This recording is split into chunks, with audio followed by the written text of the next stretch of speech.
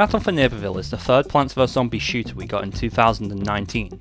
The game was very controversial at launch due to it being a soft reboot of the Garden Warfare franchise. The game opted to remove variants and instead replaced them with upgrades that you could make your own character variants with. Content updates for this game were cancelled in September of 2020. With this happening only a year after the game released and also being very suddenly, there's a lot of unused content left over in the game. So today I'm going to attempt to cover as much unused content in Battle for Neighborville, featuring stuff from the pre-release game, Picnic, and also what was left over in the current day versions of the game.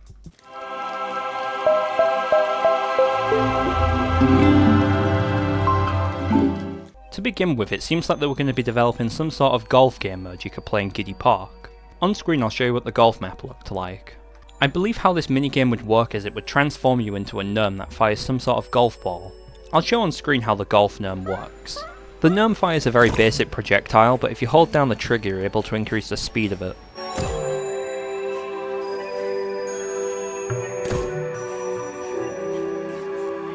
Since this buff is also located in the social hub file, I'd assume this is planned for Giddy Park as well. This one's a lot more finished than the other gnome and it's called GnomeTag. The buff turns you into a gnome that has a rapid fire weapon. Its abilities include a bomb that you can throw at plants and zombies, a mallet that puts them in the air, and also a warp. When you sprint around with this character it plays the gnome theme from Garden Warfare 2.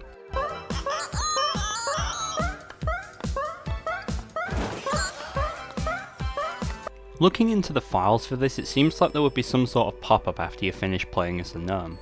This would be very similar to the one that you get at the end of Dance Hall of Obedience. There's even a custom asset they designed just for this screen as well. And there's a string that says GnomeTag results that I'd assume would go at the top of this screen. So my guess is one player would have to rush to find where the GnomeTag is and become the GnomeTag and go around killing the other plants and zombies. And then after you die it will tell you how many people you killed through this screen. There's another two buffs relating to GnomeTag as well, one of them being an explosion and the other one being a launch.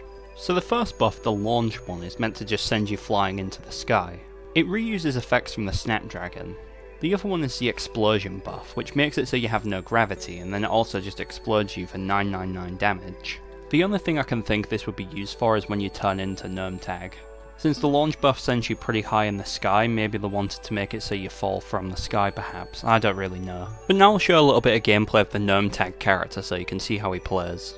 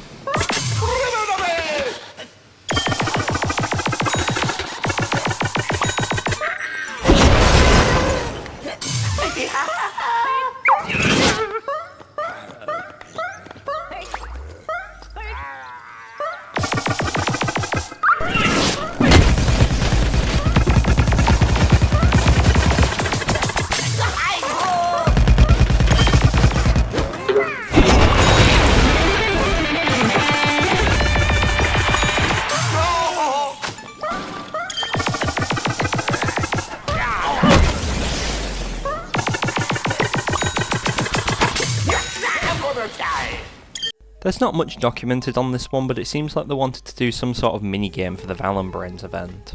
There's a few images of this being activated, so I'll show them on screen now. I don't really know what this is meant to be, so all I can really show is just these screenshots.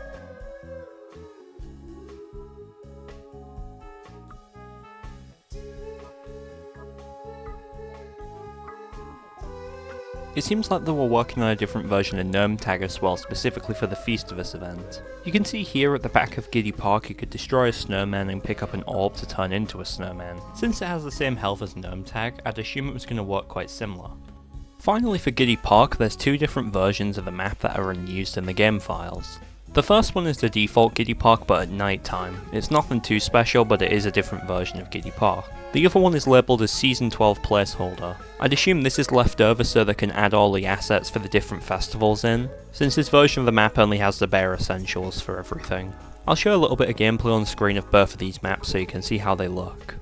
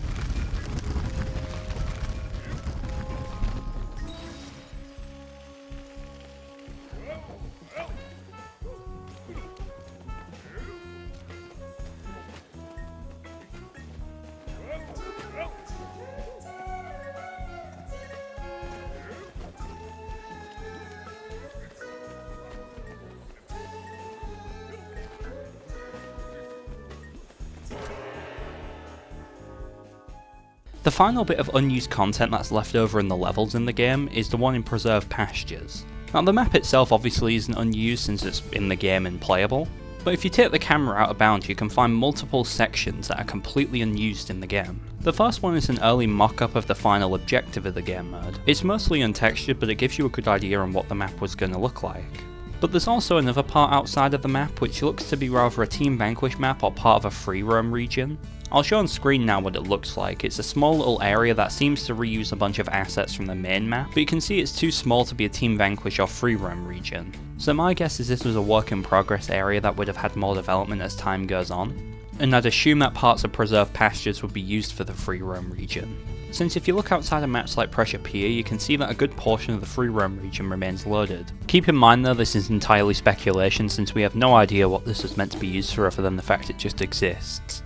Now inside this map as well you can see it's got a bit of a connection to the Z-Tech factory from Weirding Woods. And if you look at the lights you can see that they're turned on, so that might mean that the map was meant to be played in night time. So if this is a free roam region it might have been for the zombies instead of the plants, since it would have been played at night time similar to the town centre. I do have another idea later on what the boss could have been here, but I'll leave that to when I go over the different weapons. But for now this is the only thing we really know about the Preserve Pastures little unused area, so this is all I can show for the minute. Before I move on I want to give a thank you to Alien for recording the footage of this map for me. He made a brilliant video on the Picnic Alpha, so I recommend going and checking that out because it covers stuff like the toxic zombie and that, which I will not be covering in this video. I'll leave a link to it in the description. So now I want to move on to talk about the unused bosses in this game. The PvZ shooters are no strangers to unused bosses since both Garden Warfare 1 and 2 have multiple unused bosses, and a few of these unused bosses return in BFN as well. More specifically the Super Chili Bean, or what is referred to in the files as the Mexi Bean. All the weapons for this character were left over in BFN, but I'd assume that's just because they're from Garden Warfare 2. But he does have a spotting icon that shows his new design. My guess is this character would have been used for ops but got scrapped at some point in development. Without any official confirmation we have no idea what was planned.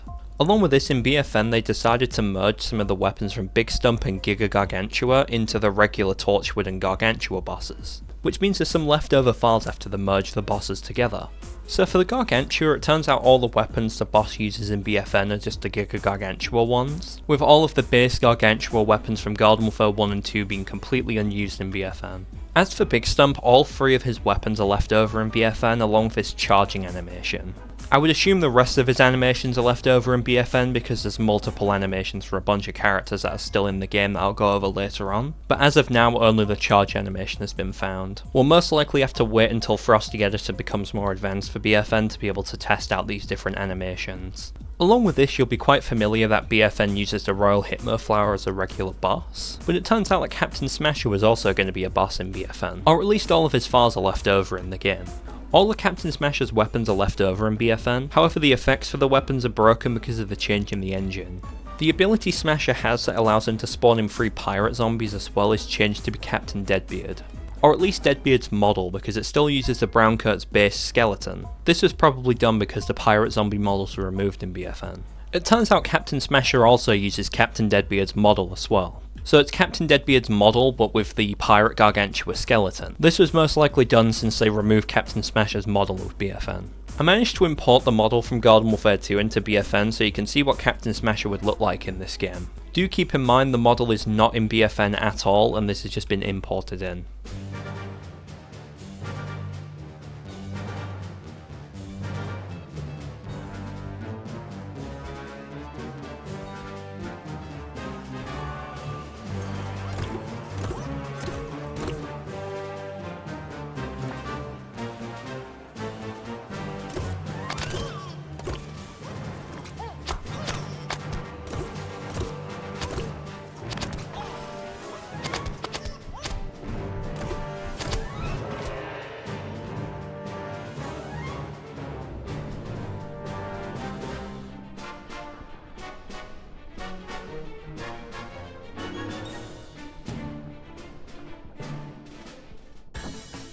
There's multiple leftovers for the Giga Gnome and the King Gnomus bosses from Garden Warfare 2 as well. So to begin with, I'll show off the Giga Gnome. This one has its sounds and animations left over in the game along with a bunch of weapons. Since the game's on a slightly different engine to Garden Warfare 2, a lot of the effects are broken in this game, but you can see on screen here how this character works.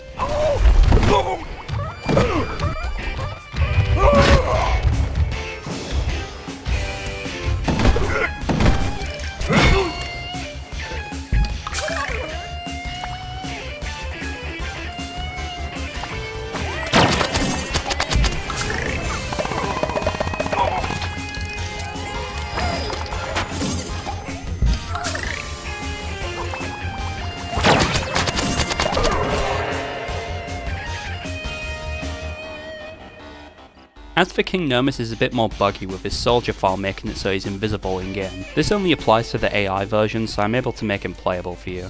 The model is not left over in the game, so I've had to import it in manually so you can see the animations. I'm going to show off the animations first and then I'll move on to showcasing the different weapons he's got.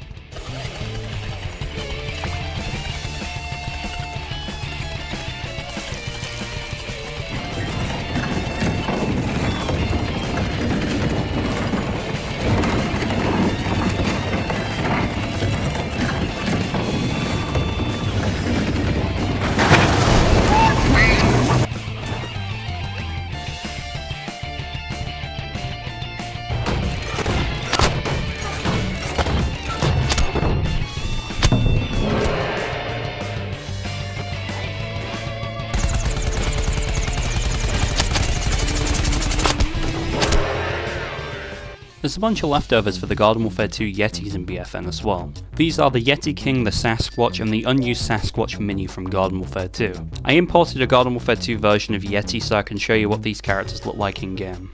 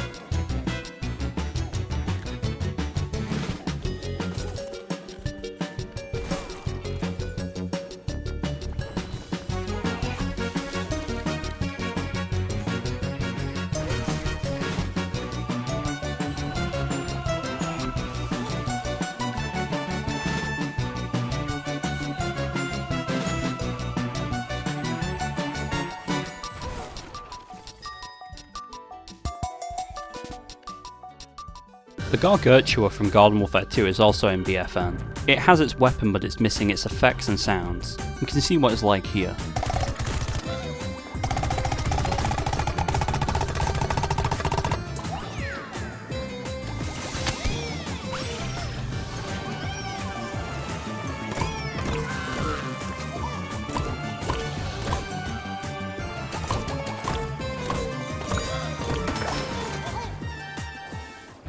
The Wolf mech from Garden Warfare 2 is also left over in BFN.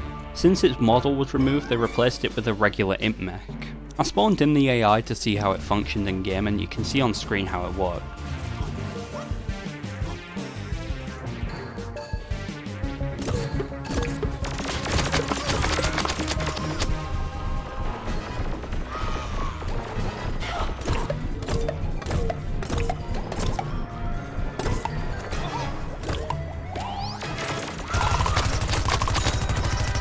If you put the Wolf mech's model in the game, and then replaced a regular imp mech with it, you get this animation. Finally, for the Unused Bosses, there's a brand new one that's left over in BFN. It seems like they were developing some sort of Chompzilla boss that seems to be based off the one from PvZ Heroes. There's not much for this left over in the game, but there is a few weapons for it. I'll show a bit of gameplay on screen on what these weapons are. They refer to the word dungeon in a lot of the files for Chompzilla, so my guess is this might have been something for a free roam region. It seems like both of these weapons were built off Giga Torchwood, which adds to the idea this would have been a boss. Since PopCap like to build weapons off characters that are very similar to the one they're trying to make. For example, in Garden Warfare 2 when they were working on the Scallywag mech, they built some of the weapons off pirates. The Fireball has a max hit of 500 damage for some reason, but it seems to have a bit of drop off where it doesn't always do that 500. As for the charge attack, it seems to be built off Big Stump's Club Slam, with it using the same buff that weapon uses. Now with all the bosses out the way, I want to go over different unused animations in BFN, and I want to start this segment off by talking about the Hovergurt from Garden Warfare 2. At the moment, due to the way that Frosty is with BFN, we're not able to check if the Hovergurt animations are in the game by swapping the root controller. However, if you take a look at the skeleton the Gurt uses in BFN, you'll see there's a bunch of burns relating to Hovergurt's hoverboard. Considering the other unused animations I'll talk about soon, it's very likely that Hovergurt's animations are in BFN. If we're ever able to edit the root controller to check if these animations exist or not, I'll let you know in the comments below. But let's now move on to animations that we know exist in this game. To begin with, there's a bunch of unused gestures throughout this game. The first one is an animation they added for the mech shortly after the game released. For some reason they never made it so players can use this, but AI can. On screen I'll show you what this taunt looks like.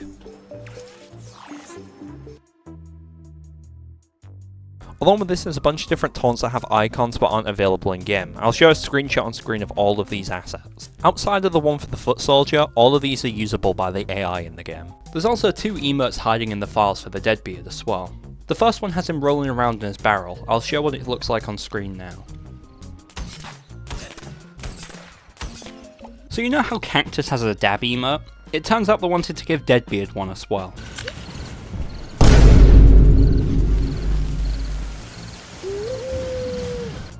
Just think, if this taunt ever got added, you'd just have snipers dabbing on you after they kill you.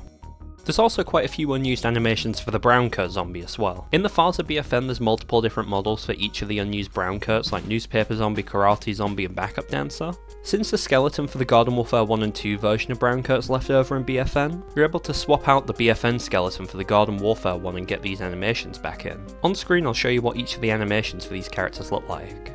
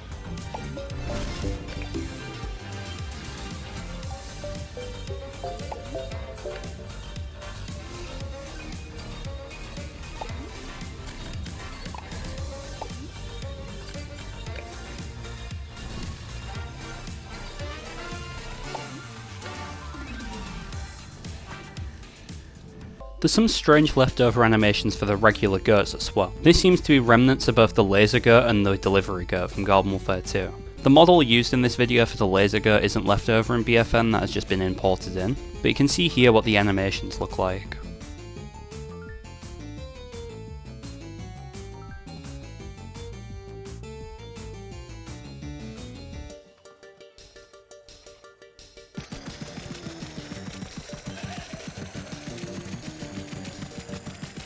There seems to be a taunt for the dredge route that you normally don't see as well.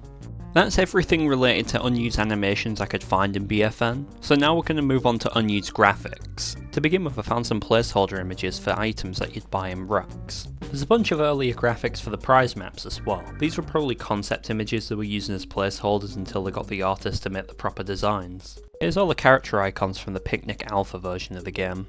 You can see all the characters like Iceberg, Lettuce and Wizard have icons already. Here's a bunch of unused ability icons left over in the game. Some of these are for the different characters that didn't make it into the game, other ones are just straight up unused. There's some unused emojis in the game too. In the first version of BFN there's multiple challenge renders for each of the characters. These would be replaced with higher quality versions when challenges finally got added to the game. In the Founders version of the game, each of the maps have different loading screens. There's an early version of what I presume would be the free roam region shops here. You can see there's some text mentioned in metal, so that's what makes me think it's something from a free roam area, not rucks. All of the hats in this image are also taken from Garden Warfare 2, and the Engineer and All-Star concept art. The 80s action hero is the only thing here that's an in-game render. Since Ranked Battle Arena is completely dead, I'll just go through each and every one of the graphics that was used for this game mode. The entire game mode can also be considered as unused content now. I'm sure people miss getting banned for 17 years.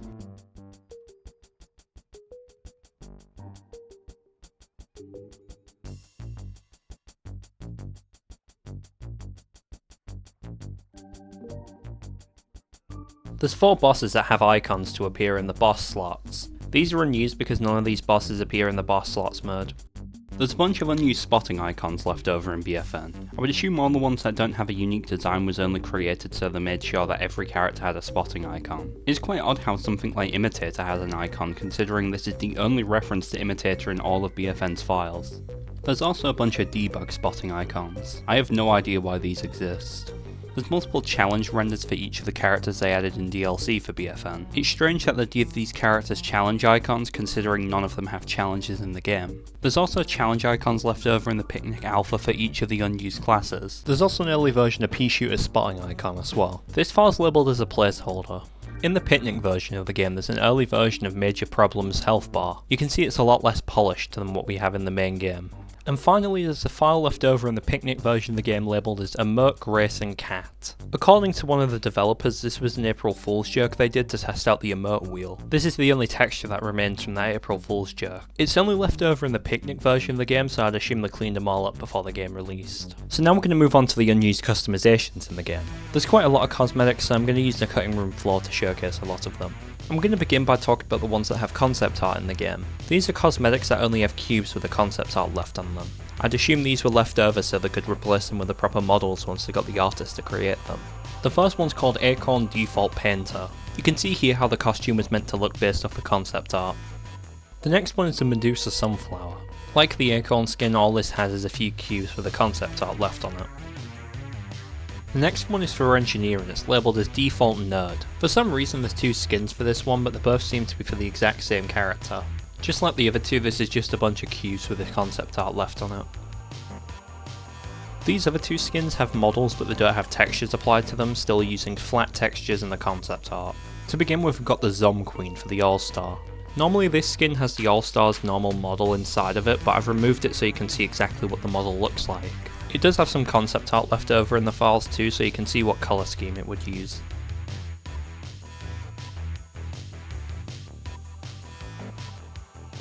The second one is the Robin Hood skin for 80s Action Hero. This also has some concept art left over showing what colour scheme it would use.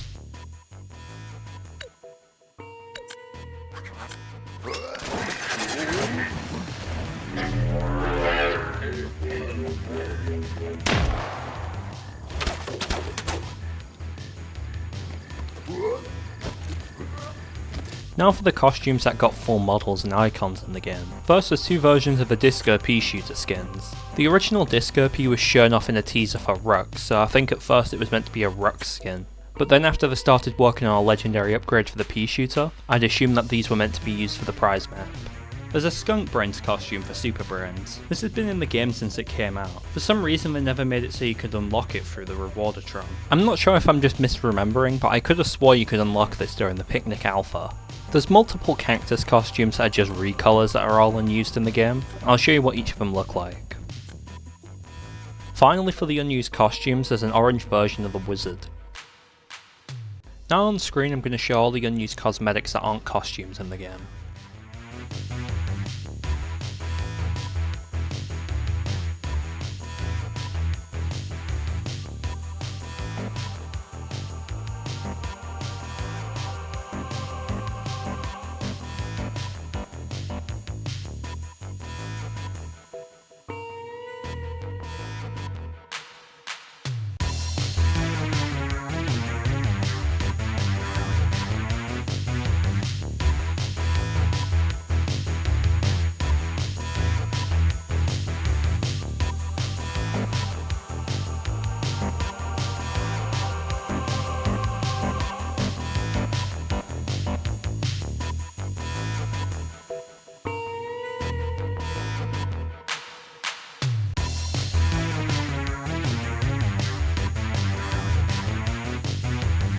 So now I'm going to cover the different weapons that are left over in the game. So to begin with, I'm going to quickly scroll through all the different upgrades that are left over. This tells you what the name is and also what it does.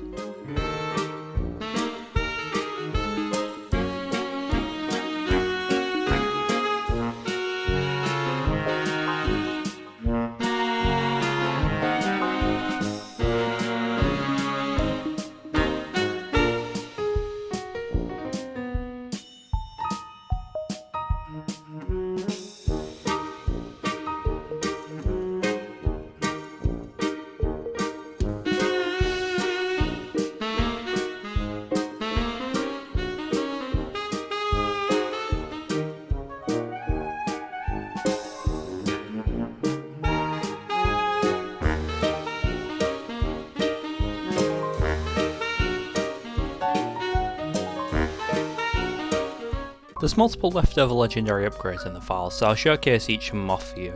To begin with, we've got a weapon for the Foot Soldier. Outside of it having more ammo and firing a purple projectile, I don't really understand what this does differently from the regular soldier weapon.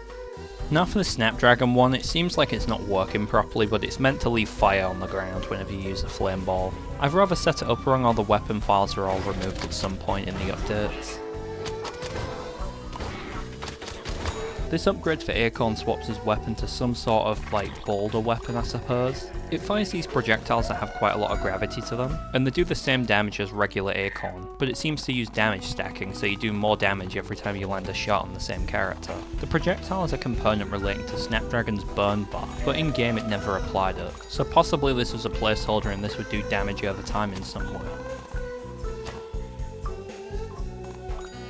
Now we have the upgrade for the Pea Shooter. It replaces his weapon with some sort of disc that he can fire. I'm not sure if this is a placeholder or if he actually is meant to fire discs. If this is how it's meant to look, it would line up quite well with the two Disco Pea cosmetics that we have, with this upgrade being the final thing in the prize map and the other two skins also being in there. If you fire it on the ground it will roll across, but if you fire it in the air it will just go forward like a normal projectile. There's some blueprints relating to an upgrade for the Imp as well, but there's multiple weapons so I don't know what this is meant to actually do. There's two weapons called alternate 2 autos for both weapon right and weapon left. The right side seems to use a lot of components from the regular Imp weapon, while the left side uses a bunch of stuff from Urk. So perhaps this Imp would fire different projectiles based on what gun he's shooting from.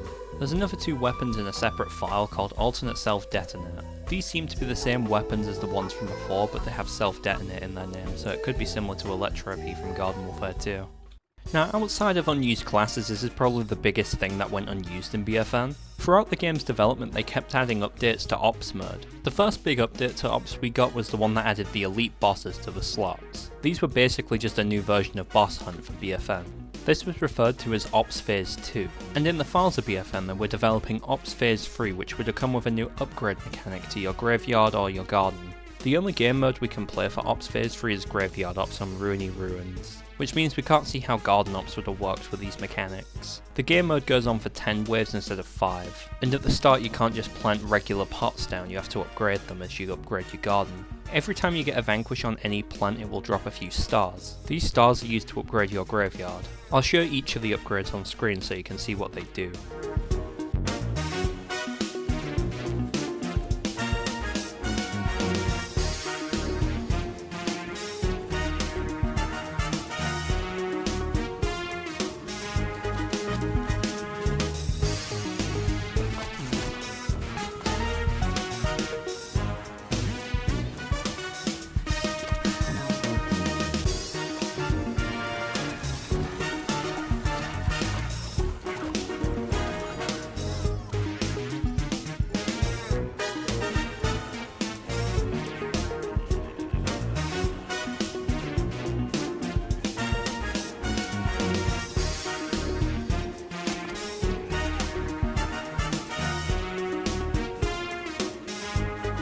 That's all I've got for Ops Phase 3 for now, so we're finally going to move on to the unused characters in this game. So I want to begin by talking about the Toxic Zombie. This character is really strange because unlike every other character that was left over in the files at launch, this one seems to have a placeholder name. Every single one of the other characters left over in Picnic, such as Berry Brigade, Iceberg, Lettuce and Wizard, all have their original names, which makes me think that Toxic Zombie was very early in development compared to the rest of the characters, to the point where they didn't even have an idea on what to call him yet. I'm not going to go into a lot of detail on Toxic Zombie since there's already a video by Alien that covers it a lot better. However, I'm going to clarify some of the basics about this character. First of all, his weapon seems to be like a toxic version of Sap Trap where you charge it up to do a bigger version of it. It reuses Scallywag Imp's bomb for the large charge and then the sticky bomb for the lower charge. It reuses sound effects from the future cactus from Garden Warfare 2 as well. When the developers leave placeholder models in the game, normally the shaders that they use will tell us what colour they were going to be. In Toxic Zombie's case, his head was going to be green and his body would have been blue. The green head could rather indicate that he was going to have a similar head to the other zombies, or they would have made his head more of a green to fit the Toxic theme. As for his abilities, he has multiple that are left over in the Picnic version. His first ability seems to be some sort of Toxic Blast. This would do damage to all plants near him and then put the toxic effect on them. It would also detonate all the sticky bombs that he leaves around. His next ability allows him to place down some sort of toxic barrel that when exploded does damage to plants. It uses a placeholder model of one of the toxic barrels from Garden Warfare 2. His final ability seems to be some sort of toxic orb. It seems to work somewhat similar to what Wizard has on his charge weapon. But outside of these there's not much else to find for Toxic Zombie since it doesn't seem like much else was left over for him. The only things that remain for this character in current day versions of the game is just the buffs used for Grody Goop, since it seems like Grody Goop and Toxic Zombie shared the same buff. It's very likely that they were going to continue development on this character once they got Iceberg Lettuce done, or perhaps it had the same fate as another character that's unused, and that character will be Berry Brigade. This character was found in the files in a January update to BFN. At the time we assumed this character was work in progress and we'd get it later on that year, but if you look into the files of Picnic you can clearly see that they haven't updated this character since then, so it's very likely this character was determined to be scrapped before the game even released. Even though this character was probably scrapped, we can get a good idea on what they wanted this character to do. And since it was left in a public build of the game, we have gameplay of this character thanks to NM Gaming. The design of this character has multiple berries all crowded together. I'd assume the idea of this class is it will be a squad of berries that work together. If you look at the character in game, you can see it uses a blue colour scheme. So if we use the same logic we used for Toxic Zombie, we can determine this would probably be a blueberry. Its main primary seems to be some sort of LMG that has a bunch of ammo and it seems like each of the berries would shoot at the same time. For the most part, it reuses sound effects from different characters from Garden Warfare 2 such as Sky Trooper and Bandit Cactus. But the charge up sound is unique to this class. I'll play the sound for you now. The next ability is some sort of turret like the Dark Flower. It reuses a bunch of different things from the Dark Flower, so I'd assume it's meant to be somewhat similar. The turret also fires a projectile that has damage drop off, which is quite weird considering BFN doesn't have any. It does 5 damage up close and it does 3 damage at its furthest range. The model this one uses the berry with the eye patch. His next ability is labelled as Kamikaze. It works similar to Space Cadet's rocket. It fires one of the berries into the air and you can control it and send it over to zombies. When it hits the ground it explodes. So I'm assuming how this character would work is each of the different berries would correspond to a different ability. His final ability is some sort of controllable tank. It seems to work quite similar to how the Yeti Imp and Dandelion work for the two Swarm characters. The only difference though is this allows you to shoot instead of just exploding. The tank weapon uses a bunch of different things from the Urk, so I'd assume this weapon would be a single shot projectile that explodes on impact. The camera and the footage is a bit broken, but you can see the idea of how this would work. That's everything that I could find for the Berry Brigade, so now let's move on to the Super Bean. This character was added to the files in August of 2020. I think it was added to the files because they didn't think they'd get Iceberg lettuce done in time, or they wanted to come up with another plant class because Berry Brigade didn't fall through. Either way, it seems like Super Bean had quite a bit of development done on him before the game got cancelled. It seems like this character would have played the role of defense in the game. His visuals are the same as the original Super Bean, but this could just be because it wasn't finished. His main primary weapon works the same as the one that the boss Super Bean has, but it has 30 ammo instead of being infinite. His first ability is taken directly from the boss version, it's Cape Twirl. This is the melee attack the boss version of Super Bean normally does when you fight him. I'm assuming they gave him this ability because since he's a defense class he could push zombies away. His next ability is an altered version of the Bean Teleport that works similar to Scientist Warp in this game. You get 3 of them and you're able to warp in any direction. Since he gets 3 warps with a 6-second cooldown, I'd assume most of this is placeholders. His final ability is a unique take on the Bean Shield. Instead of just being a selfish shield, he's able to connect it to plants that stand nearby. The shields that connect to allies have 75 health. I don't believe Super Bean himself gets any form of buff when using this ability. Another little thing the Super Bean can do is if you hold down the jump button you can hover. We're also working on an ability for Super Bean called Mini Jump. It's a pretty simple idea, it just allows you to jump multiple times. This was probably scrapped because it's way too powerful. The final unused character is Iceberg Lettuce. This character's been in the game since Picnic and has gone through multiple changes since then. This character had the most promise out of all of the different ones that were left over in the file, since it was the one that was getting the most development.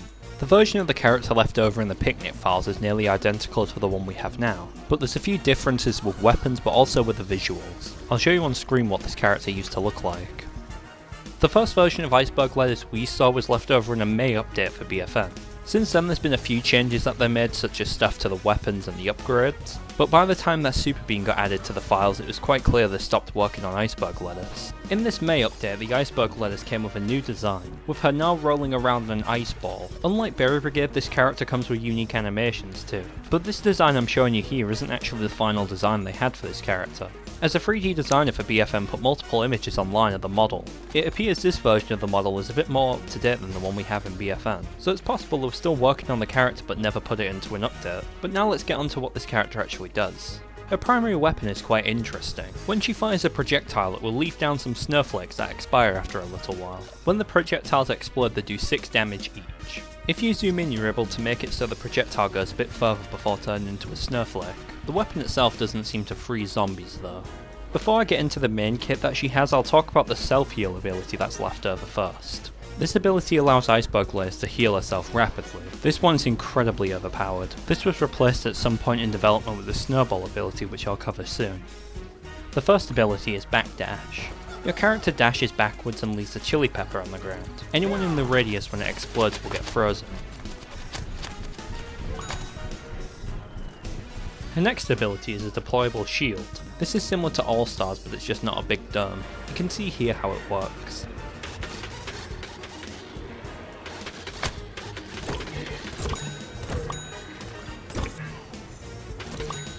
This last ability I can't show fully in game but I can explain how it works. This is labelled as Snowball. How it's meant to work is you charge up the snowball between 3 different levels and then fire it. At each stage it would get bigger and do more damage. Currently in game though I'm only able to show off level 1. That's about everything I can find that's unused in Battle for Neighborville. There's probably even more to discover, so if there's enough I might make another one of these videos in the future. I want to give a big thanks to the cutting room floor for all of the information about Battle for Neighborville on there.